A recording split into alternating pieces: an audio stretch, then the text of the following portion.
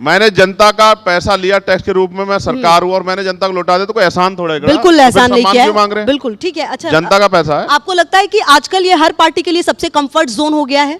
तमाम पार्टियां ये करने लगी हैं अपने अपने कंफर्ट के हिसाब से। महाराष्ट्र है तो वहां पर सारी पार्टियों ने ऐलान कर दिया कि हम महिलाओं को खाते में इतने पैसे देंगे। क्या ये सचमुच महिलाओं को आत्मनिर्भर बनाता है? नहीं, मैं कोई पार्टी कर रही हूं। इसको डिनाई करते हैं, गलत है ये? बिल्कुल गलत है, नहीं करना चाहिए। लोकतंत्र में धन तंत्र लगा के पैसों के आधार पे चुनाव लड़ना और पैसों के आधार पे वोट की खरीद फरोख्त करना, ये लोकतंत्र की हत्या है। इसको जो भी कर रहा हो, चाहे वो पक्ष हो या विपक्ष हो आज का, मैं दोनों से असहमत। मतलब, और ये मैं गलत कह रहा हूं ना, आप 10 के भी 50,000 रुपए दो, आप सरकार बन के लागू करा दो, बिहार में लागू करा दो, 50,000 रुपए महीना देंगे, हम तो राजी हैं।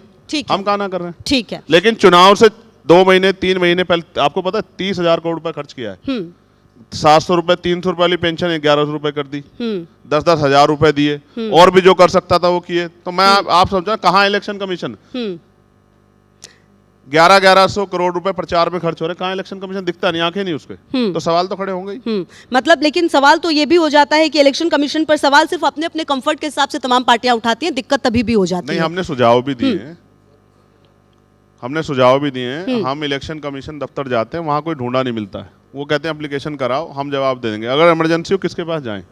सरकारी संस्था है ना, जनता के तो अंडर में है ना, जनता के हित में है ना, तनख्वाह जनता के पैसे से मिलती है, तो जनता के लिए अवेलेबल रहना पड़ेगा ना। ठीक है। संसद का शीतकालीन सत्र चल रहा है। मुझे याद है कि मॉनसून सत्र पूरा हंगामे की भेंट चढ़ गया। 2 दिन से शायद ऑपरेशन सिंदूर पर चर्चा हुई, अभी वापस वही हो रहा है। क्या जो लोग हैं उनके पैसे जाते हैं, करोड़ों करोड़ों रुपए संसद सत्र पे खर्च होते हैं, ये तमाम सांसदों की जिम्मेदारी नहीं है कि संसद चलने दे, वहां पर बहस हो अच्छे से तमाम बिल पर?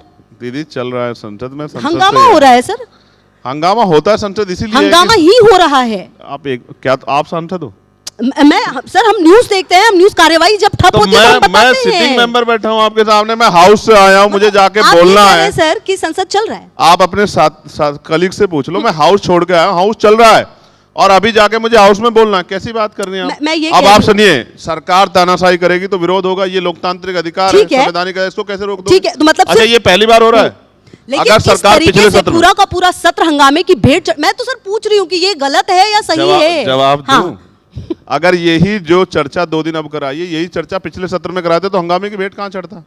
हम ये जानते हैं, सत्ता और विपक्ष के लोग अपने यहाँ कंफर्ट से बात कर लेते हैं, कभी ये नहीं चलाना चाहते, कभी ये ना चलाना चाहते। नुकसान एट द लास्ट जनता का होता है। और उस सत्र में भी जब ये भेंट चढ़ रहा था, तब भी हम कह रहे थे कि सत्र तो चलने दो, लेकिन हम ये भी जानते हैं सत्र चलाना सरकार का काम है। सरकार चाहेगी तो सत्र चलेगा, कितना हंगामा कर लो आप, चाहे जो बिल पास हो कराने होते हैं सरकार को, तो सरकार करा ही लेती, कितना भी हंगामा कर लो, चाहे आप सर पे उठा लो संसद को। ठीक है सर, अब क्योंकि ये सेशन जो है वो खत्म ही होने वाला है, मेरे कुछ जल्दी जल्दी मैं सवाल पूछूंगी, उसके थोड़े जवाब आप जल्दी जल्दी दीजिएगा मुझे। मैं पहले एक मिनट, मैं जब आपके यहाँ आया था ना, एक बहस चल रही थी आपके यहाँ, अच्छे सज्जन है, अपनी बात रखनी चाहिए, तो वो कह रहे थे कि जो वंदे मातरम नहीं कहेगा, तो आपको पता है वंदे मातरम आरएसएस के लोग नहीं कहे बहुत लंबे समय तक। उनसे आप कोई अच्छा आदमी बैठे तो पूछे भी, लंबे समय तक उन्होंने स्वीकार ही नहीं किया वंदे मातरम को। वो तो कहते हैं कि तिरंगे को स्वीकार नहीं किया। मैं कोई ऑफिशियल कह रहा हूँ, मैं कोई हवा में नहीं कह रहा हूँ, मैं तो पढ़ा लिखा वकील हूँ ना। इस बात पे पार्लियामेंट में डिबेट हुई कि भाई आपने क्यों नहीं स्वीकार, आपके कौन से अधिवेशन बोला गया? मैं तो कांग्रेस का वैचारिक रूप से बहुत समर्थक नहीं हूँ, मेरी पार्टी अलग है, लेकिन जिन अधिवेशनों में होता था वो शुरुआत कांग्रेस से हुई थी। उन्होंने, मैं कांग्रेस का कोई समर्थक नहीं हूँ, लेकिन मैं आपको बता रहा हूँ, अब तो मुंह पे सामने बैठ के झूठ बोलते हैं, और मीडिया की मजबूरी है कि झूठ के खिलाफ नहीं, मैंने उसके बाद उनसे पूछा भी। बताओ फिर, आप बताओ, तिरंगा क्यों नहीं लगने दिया उन्होंने अपने उस पर? नहीं, उस बात का आज जब हमारे पास आज जब आरएसएस के आए थे वो, तो हमारे साथ राकेश जी थे और उन्होंने इस पर पूरी लंबी चौड़ी बात की थी। पूरा आधे घंटे का सेशन हुआ था, उसमें वो कई सवाल थे जो आप पूछ रहे हैं, उन्होंने वो पूरे सवाल किया और उसके जवाब। इस देश में बाबा साहब की शव यात्रा निकाली गई, उन्हीं बाबा साहब के सम्मान में आज बीजेपी सबसे ज्यादा नतमस्तक होती है। सबसे ज्यादा अपमान किसने किया है बाबा साहब का? कांग्रेस ने, बीजेपी ने? जिन्होंने शव यात्रा निकाली कांग्रेस का। मैं कांग्रेस का ठेकेदार हूं, कांग्रेस के लोग कोई कम है क्या? उन्होंने बहुत पाप कर रखे हैं। जो जितने पाप करेगा भुगतने पड़ेंगे। भुगत रही है। मैं तो उनको भी कहता हूं कि जो आपने किया इलेक्शन कमिश्नर के साथ, सुप्रीम कोर्ट के साथ, वो सब अब बीजेपी आपसे सीख के कर रही, तो काहे को रो रहे हो? जो आपने सिखाया वही कर रहे हैं। ग्लोबलाइजेशन कौन लाया, प्राइवेटाइजेशन कौन लाया, सब आप ही तो लाए हो ना। मैं आपको फिर कह रहा हूँ, देखिए लोकतंत्र में वोट है, मैं आपको वो कह रहा हूँ दीदी मेरी बात सुनो, इन गरीबों पे वोट ना होती ना तो इनके मोहल्लों में नहीं जाता कोई बड़े कुर्ते वाला, बड़ी गाड़ी वाला, और इनके यहाँ आज भी सड़कें नहीं है, हम तो वहीं रहते हैं, हम जानते हैं। ठीक है। दिल्ली में नहीं रहता देश, देश गांव में रहता है। और उन गांव में आज भी सड़कें नहीं है, किसानों के हाल खराब हैं। और उन बस्तियों में गाड़ी तब जाती है जब चुनाव आता तो है, चुनाव आजादी के बाद की- अगले चुनाव में जाती है। तो सर आप ये मानते हैं कि आजादी के इतने सालों के बाद भी जो लोग हैं उनके पास सिर्फ सबसे बड़ी ताकत उनका वोट है?